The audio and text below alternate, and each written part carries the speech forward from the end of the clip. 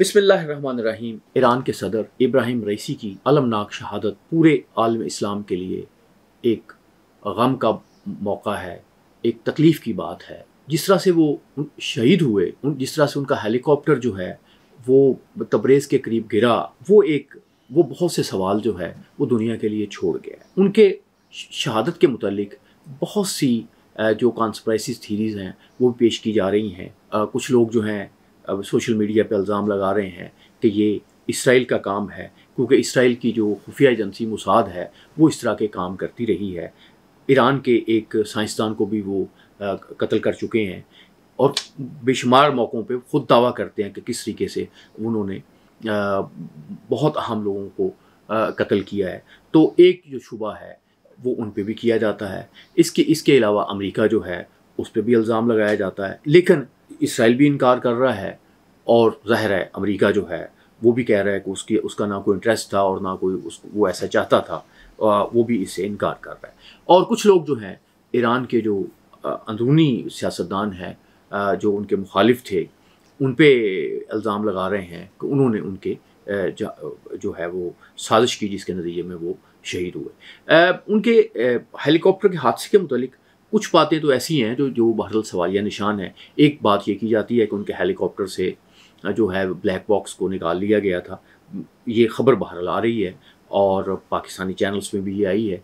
तो किस हद तक दुरुस्त है इसका तो पता चलेगा, क्योंकि ईरानी हुकूमत जो है वो अपना रद्द-ए-अमल देने में, इंफॉर्मेशन देने में बड़ी एहतियात का मुज़ाहरा कर रही है। इसी तरह से ये भी कहा जाता है कि जब उनका हेलीकॉप्टर गिर गया तो उसके साथ कोई ऐसी डिवाइस नहीं थी जिसकी ज़रिए उन्हें फ़ौरी तौर पे उसकी जगह की निशानदेही होती जहाँ पे वो हेलीकॉप्टर गिरा। इसलिए बहुत वक्त लगा, ग़ालिबन 13-14 घंटे बाद लोगों के मुताबिक लगे उस जगह तक पहुँचने में। यहाँ पे वो तैयारा गिरा था और वो भी उस जगह पर पहुँचने में 12-13 घंटे लगे जिस जगह हेलीकॉप्टर गिरा था। और वो उसमें भी एक मदद जो है वो तुर्की ने की कि उसके ड्रोन जो हैं उन्होंने हीट सिस्टम जो है उसके हवाले से अब ड्रोन्स भिजवाए और देखा कि यहाँ पे जो टेम्परेचर कोई ऐसी चीज़ पड़ी है जिसका टेम्परेचर दूसरी चीज़ों से मुख्तलिफ है, तो उन्होंने निशानदेही की। उसके बाद जो है वो ईरानी जो रेस्क्यू टीमें हैं वो पहुँची, उन्होंने उस जगह को देखा और वहाँ से ये तस्दीक की गई कि जो सदर इब्राहिम रईसी हैं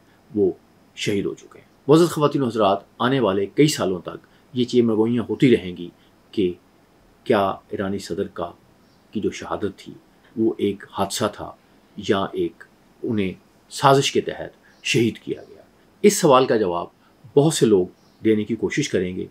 मग़रिबी ज़राए ये कहते हैं कि वो अब इसमें ज़्यादा इसलिए नहीं कर सकते क्योंकि उनकी रसाई जो है ना तो ईरानी हकाम तक है, ना उस जगह तक है यहाँ पे ये हादसा पेश आया, और ना उस हेलीकॉप्टर का जो मलबा है उसकी अगर कोई इंक्वायरी होती है, जो चीज़ें होती हैं तो वो कैसे पब्लिक होती हैं, ईरानी हुकूमत करती है, उसके मुतालिक भी कुछ कहना जो है वो मुमकिन नहीं है। हमारे दोस्त हैं सलीम मंसूर खालिद साहब, जमात इस्लामी के साथ वो बस्ता है, लेकिन बहुत अच्छे दानिश्वर हैं। वो बड़ी दिलचस्प चीज़ें बाद औक़ात भिजवाते रहते हैं। तो पिछले दिनों उन्होंने मुझे एक बड़ा क्लोज़अप भिजवाया सदर इब्राहिम रईसी के हाथ का, और साथ उन्होंने मुझे एक सवाल भी साथ किया, वो मैं आपके साथ शेयर करता हूँ। हाथ का प्रिंट भिजवाने के साथ जो उन्होंने नोट लिखा वो बड़ा दिलचस्प था। उनके हाथ की लकीरें देखें, इसमें तो ज़िंदगी की लकीर 85 साल से ऊपर जा रही है और ये 62 साल में इंतकाल कर गए।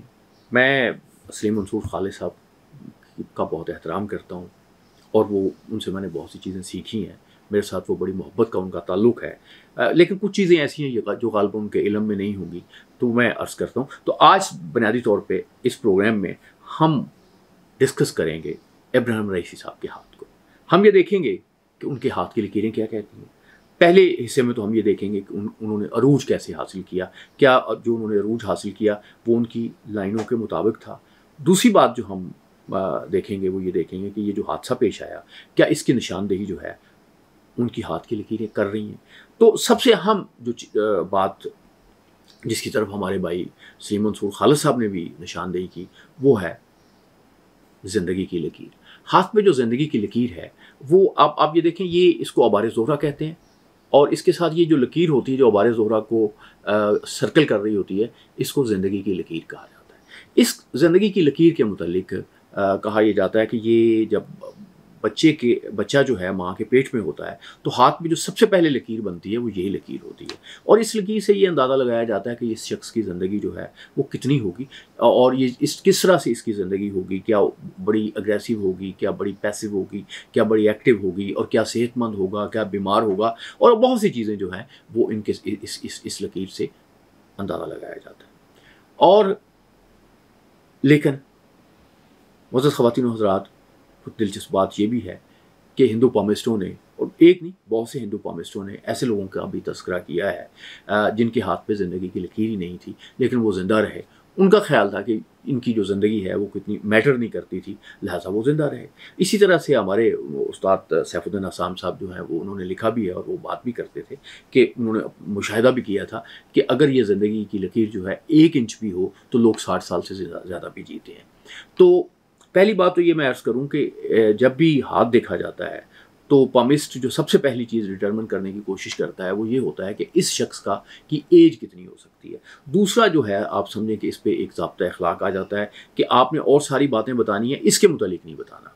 इसके मुतालिक जो है, क्योंकि किसी शख्स को ये बता दिया जाए कि वो इंतकाल कर जाएगा तो हो सकता है आपकी जो एक प्रेडिक्शन है वो गलत हो, लेकिन उस प्रेडिक्शन के जो है वो बंदा जो है उसमें मसले में भी जा सकता है। और फिर कुछ हम मुसलमान स्कॉलर्स के यहाँ भी और दूसरे पामिस्टों के यहाँ भी ये रवायत मिलती हैं कि आपके फैमिली की जो हाथ की लकीरें होती हैं वो भी आप पे असरअंदाज होती हैं। एक बड़ी मारूफ बात की जाती है और ये हिंदुओं के यहाँ भी मौजूद है कि हिंदू भी और मुसलमानों के यहाँ भी बाज़ औक़ात ऐसे होता रहा कि ज़िंदगी की लकीर बहुत कम है और फिर उसका इलाज एक निकाला जाता था कि ज़िंदगी यानी अब यूँ कि बढ़ाने की एक तदबीर वाली बात कर लें कि उसकी शादी किसी ऐसी लड़की से कर दी जाती थी जिसकी ज़िंदगी में जिसके हाथ पे बेवा होने की लकीर नहीं थी।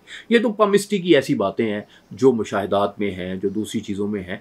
तो ये तदबीरें जो हैं ये भी हैं। तो अब फिर ये एक हिटलर के एक एस्ट्रोलॉजर थे, उन्होंने ये कहा था कि जो जायचा होता है फैमिली का वो भी आपकी लकीरों पर असरअंदाज होता है। तो आज हम देखना चाहेंगे कि किस तरह से हाथ किस तरह का था इब्राहिम रईसी साहब का। अच्छा, बात यह है कि हमें इब्राहिम रईसी साहब के हाथ का प्रिंट तो नहीं मिला, लेकिन जैसे मैंने अर्ज़ किया कि हमारे भाई जो हैं उन्होंने उनके हाथ की हमें लकीरें भिजवाई हैं, पोजेस भिजवाए हैं।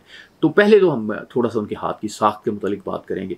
हम ये देखते हैं कि उनका जो हाथ है ये चौकोर है, और यानी बुनियादी तौर पे ये एक प्रैक्टिकल शख्स का हाथ है जो ज़िंदगी में जो चीज़ों में प्रैक्टिकल जो रिज़ल्ट्स हैं वो हासिल करने की कोशिश करता है। फिर इनमें ये है कि उनकी जो अंगुश्त शहादत है और ये ज़ोहल की जो उंगली है ये बराबर है। इसका मतलब एक बैलेंस है, उनकी शख्सियत में एक बैलेंस था। और जो ज़ोहल की उंगली है वो लंबी है, वो इंडिकेट कर रही है कि वो बहुत उनमें एक तदब्बर था और वो चीज़ों को बहुत गहराई से देखते थे और सोचते थे। तो ज़ाहिर है कि ये दो चीज़ें अगर हम गौर करें तो उनका जो ज़िंदगी का ज़्यादा बड़ा कैरियर है वो जुडिशरी में रहा है। वो यानी जज रहे हैं और मुख्तलिफ़ हैसियतों से वो लॉ के साथ वाबस्ता रहे हैं। और ये बुनियादी तौर पे एक ऐसे शख्स का हाथ है जिसकी क़ुव्वते मुशाहिदा बहुत तेज़ है और वो फ़ैसला बहुत अच्छा करता है। तो अब इसके साथ एक अंगूठा उनका बड़ी दिलचस्प बात बता रहा है। अंगूठे का जो पोर है, पहला पोर है जो जुड़ा हुआ है, वो जुड़ा हुआ है एक तरह से हाथ के साथ। ये एक डिटरमिन्ड बंदे की अब निशानी है। तो अब जो मुखालफिन है वो ये भी कह सकते हैं कि एक ज़िद्दी आदमी का हाथ है। ये हमारे यहाँ तो भी तो ऐसे ही है ना कि कायद आज़म का अगर के मुतालिक जो है हम कहते हैं कि बहुत डिटरमिन्ड थे, हिंदू कहता है कि बहुत ज़िद्दी थे। तो ये तो इंटरप्रिटेशन है, लेकिन बहरहाल ये एक डिटरमिन्ड बंदे का हाथ है और जो फैसला कर लेता है वो उस पर डटा रहता है। लेकिन अंगूठे की जो दूसरी पोर है वो थोड़ी सी खम खा रही है। तो वो ये बता रही है कि वो यहाँ कहीं स्ट्रेटेजिकली वो होता था, वो थोड़ा सा यानी अपनी राय तो नहीं बदलते थे, फैसले तो नहीं बदलते थे, लेकिन उसकी वजह से वो रास्ता तरीक़ेकार बदल लेते। हम देखते हैं ना कि रूहानी साहब जो थे उन्होंने कुछ 2015 में एक मुआहदा किया एटॉमिक। तो ये हमारे रईसी साहब उसके ख़िलाफ़ रहे और उसके ख़िलाफ़ उन्होंने स्टैंड लिया। अभी भी जब उनका इसराइल के साथ मामला हुआ तो लोग उसके मुतालिक जो भी बात करते हैं, बट आप ये ज़रूर देखें कि वो 300 जो है उन्होंने ड्रोन्स और रॉकेट मिसाइल्स जो हैं वो फायर कर दिए। ये बहुत बड़ा एक डिसीजन था ये, और ज़ाहिर है कि इसके पीछे ایک جو اپروول تو سپریم لیڈر کی بھی ہوگی، لیکن اس میں بڑا ایک رول جو ہے، ذمہ داری کا رول جو ہے وہ رئیسی صاحب کا بھی تھا۔ تو یہ فیصلہ کرنا جو ہے، آپ اس کو غلط یا صحیح جو بھی کہیں، کیونکہ جو ان کے مخالفین ہیں، جو اسرائیل ہے، وہ تو انہیں تہران کا قصاب بھی کہتا ہے، کیونکہ ان پہ یہ بھی تھا کہ 4 لوگ جنہوں نے بہت سے لوگوں کو سزا دی اور موت کی سزا دی، ان میں 4 لوگوں کی وہ کمیٹی جس میں ڈیتھ کمیٹی کہا جاتا ہے ایران میں، اس کے بھی ایک زمانے میں رئیسی صاحب ممبر رہے۔ رئیسی صاحب نے کبھی اس پہ کوئی بات نہیں کی، لیکن وہ کہتے تھے کہ چونکہ جو امام خمینی تھے انہوں نے اس طرح کی اجازت دی ہوئی تھی۔ تو اگر ہم ان کے ہاتھ کو دیکھیں تو بڑی ایک دلچسپ چیزیں ان کے ہاتھ پہ ہمیں نظر آتی ہیں۔ تو پہلی بات یہ ہے کہ یہ ہم دیکھتے ہیں کہ شروع میں ان کے ہاتھ پہ وہ قسمت کی لکیر جو ہے، جو انہیں ان کی تصویریں ملی ہیں، اس میں ہمیں نظر آتا ہے کہ یہ کوئی بہت نمایاں نہیں ہے، بلکہ ایک طرح سے 2 لکیریں بھی ہمیں کچھ جگہوں پہ نظر آتی ہیں۔ تو 2 سورس آف انکم ہوتے ہیں یہاں پہ، قسمت کی 2 لکیریں ہوں تو یہ کوئی 50 سال کی عمر تک کہہ لیں، کیونکہ تھوڑی سی لائن جو ہے ان کی دل کی لکیر جو ہے وہ دماغ کی لکیر کے قریب پہنچی ہوئی ہے۔ تو آپ یوں سمجھیں کہ 50 کے قریب تک یہ ایک کیریئر میں رہے۔ ظاہر ہے کہ ہم جانتے بھی ہیں کہ وہ مختلف عہدوں پہ فائز رہے اور ترقی کرتے رہے، اور اس کے بعد یہ ہے کہ جب 50 کے قریب جب یہ دوبارہ پریزیڈنٹ بنے ہیں تو یہ 2 پھر لائنیں بھی ہیں، اور اس کے ساتھ ہم دیکھتے ہیں کہ جب یہ پریزیڈنٹ بنے ہیں تو پھر جو ان کی خط شمس ہے وہ بڑا نمایاں ہو رہا ہے، بہت وہ شائن کر رہا ہے۔ تو یہ دونوں بھی بڑے ہی نمایاں نظر آ رہے ہیں۔ تو اس کے ساتھ اگر ہم یہ دیکھیں، چونکہ وہ بہت دیر وہ ایک جوڈیش کے ساتھ وابستہ رہے، تو ان کے برین کی لائن جو ہے بہت زبردست ہے، کیونکہ یہ آپ دیکھیں برین کی لائن اینڈ پہ 2 شاخہ ہو جاتی ہے۔ 2 شاخہ لائن جو ہے ان لوگوں کی ہوتی ہے جو فیصلے کرتے ہیں اور اسے امپلیمنٹ کرتے ہیں، یعنی یہ مصنف کی ہاتھ، رائٹر کا ایک نیچرل ہاتھ ہوتا ہے، یہ اب منصف کا ہاتھ بھی ہو سکتا ہے، یہ چیزوں کو انٹرپریٹ کرنے والے بندے کا ہاتھ بھی ہو سکتا ہے، اور لیکن یہ لائن جو ہے یہ جھک رہی ہے، یعنی آپ دیکھیں کہ مڈ میں جا کے جھک رہی ہے۔ تو آپ یہ نہیں کہہ سکتے کہ یہ شخص جو ہے یہ بڑا خود غرض ہے، یعنی یہ ایسا شخص ہے جو نظریاتی شخص ہے اور جو اپنے نظریات کو لے کے آگے چلتا ہے، اس کی جو بھی مینٹل ایکٹیویٹی ہے وہ اس کے نظریات کے ارد گرد گھومتی ہے۔ اور پھر ہم اس کے ساتھ یہ بھی دیکھتے ہیں کہ یہ ان کی جو برین لائن ہے اس کا آغاز جو ہو رہا ہے وہ زندگی کی لکیر کے ساتھ مل کے ہو رہا ہے۔ ایسے لوگ جو ہوتے ہیں وہ روایتی ہوتے ہیں، روایات کو لے کے چلتے ہیں، جن عقائد پہ چلتے ہیں، جو بھی ان کے چیزیں ہوتی ہیں ان کو بڑے سختی سے اس پہ عمل کرتے ہیں۔ تو معزز خواتین و حضرات، یہ ہاتھ جو ہے یہ ان کی غیر معمولی شخصیت جو ہے اس کی کہانی تو سنا رہا ہے۔ ظاہر ہے اس میں بہت زیادہ ڈیٹیلز تو ہمیں نظر نہیں آ رہی، اگر ان کا پرنٹ ہاتھ کا ہوتا تو ہم ذرا زیادہ اس پہ گفتگو کر سکتے، لیکن پھر بھی ہم یہ کہیں گے کہ ہم یہ ضرور کہہ سکتے ہیں کہ اگر کسی شخص کے ہاتھ پہ میں بات کرنا چاہوں گا کہ 2 شاخہ ہو ہاتھ کا، اور برین لائن جو ہے اینڈ پہ فورک بنا ہوا ہو، تو ہم عام طور پہ کہتے ہیں کہ ایسا شخص جو ہے یہ زندگی میں غیر معمولی جو ہے صلاحیتوں کا مالک ہوتا ہے۔ خاص طور پہ یہ بات پلان کر سکتا ہے، اس کو امپلیمنٹ کر سکتا ہے، تقریر کر سکتا ہے، اور ظاہر لوگ جانتے ہیں کہ وہ بڑے زبردست ایک یعنی مقرر تھے۔ اور پھر اس کے بعد ہم دیکھتے ہیں کہ جو ان کی قسمت کی لکیر ہے شروع میں گڑبڑ ہے، وہ ہمیں کلیئر نظر نہیں آتی، وہ ہمیں سمجھ بھی اس کی آتی ہے کہ 5 سال کی جب ان کی عمر تھی تو ان کے والد انتقال کر گئے تھے، تو گویا وہ بڑا جد و جہد میں انہوں نے وقت گزارا، اور وہ ہمیں نظر آتا ہے وہاں ان کی قسمت نہیں ہے۔ لیکن پھر جب ان کی قسمت چلتی ہے تو یہ 18-20 کی سال کی عمر میں ان کا جو قسمت کی لکیر ہے وہ نمایاں ہونی شروع ہوتی ہے، اور آپ دیکھتے ہیں کہ 20-21 سال کی عمر میں وہ سرکاری عہدوں پہ چلے گئے، اور انہوں نے پھر اس کے بعد جوڈیشری کے ساتھ وہ وابستہ ہو گئے۔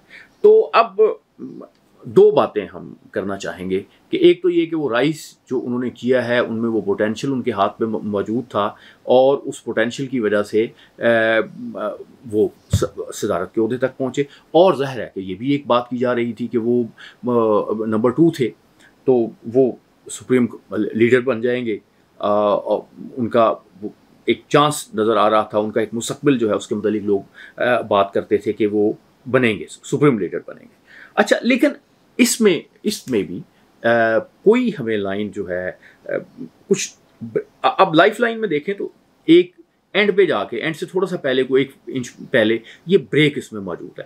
تو پہلی بات تو یہ ہے کہ تھوڑا سا ہم یہ دیکھتے ہیں کہ یہ جو ان کی لائف لائن ہے اس پہ بھی ہم تھوڑی سی گفتگو کرنے کی کوشش کریں گے. لائف لائن جو ہے وہ بہت یعنی آپ یوں سمجھیں کہ جو اس کا سرکل ہے وہ بڑا نہیں ہے، تقریباً یہ سیدھا ہے. ایسے سرکل میں بھی لائف کی جو ایکسپیکٹ عام طور پہ کہا جاتا ہے کہ لائف بہت زیادہ لمبی نہیں ہوتی. دوسری بات یہ ہے کہ جو چیز ہم بہت دیکھتے ہیں پامسٹری میں، جب ہم ڈٹرمن کرتے ہیں کہ کتنی ہوگی تو ہم ان کی دیکھتے ہیں کہ ان کی فیملی میں ایج کتنی تھی. تو فیملی میں ان کی ایج جیسے کہ جب ان کا والد صاحب کا انتقال ہوا تو ان کی عمر جو ہے وہ 5 سال تھی. تو گویا بظاہر نظر آتا ہے، جو میرے پاس وہ انفارمیشن نہیں ہے، کہ ان کے والد صاحب کی عمر بھی جو ہے وہ بہت زیادہ نہیں ہوگی. یہ چیز بھی بہرحال جب آپ یہ ایک نالج کے طور پہ آپ اس کو کرنے کی کوشش کرتے ہیں تو اس کو پیش نظر رکھتے ہیں. تو ایک میں یہاں اور آپ کو بات بتاؤں گا. ملک صاحب نے، ہمارے جو بہت معروف پامسٹ ہیں جنہوں نے ہاتھ کی زبان کتاب لکھی، انہوں نے اپنی کتاب میں لکھا ہے کہ انہوں نے چودھری ظہور کا ہاتھ دیکھا تھا. چودھری ظہور کا جب ہاتھ دیکھا تو وہ پرنٹ لے کے رکھ لیا.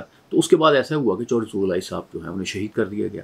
تو جب انہیں شہید کر دیا گیا تو انہوں نے پرنٹ دیکھا تو انہوں نے دیکھا کہ ان کے ہاتھ پہ زندگی کی لکیر بھی پوری موجود ہے، ان کے ہاتھ پہ دماغ کی لکیر جو ہے اس میں بھی کوئی پرابلم نہیں ہے، ان کے ہاتھ پہ جو دل کی لکیر ہے وہ بھی ٹھیک ہے.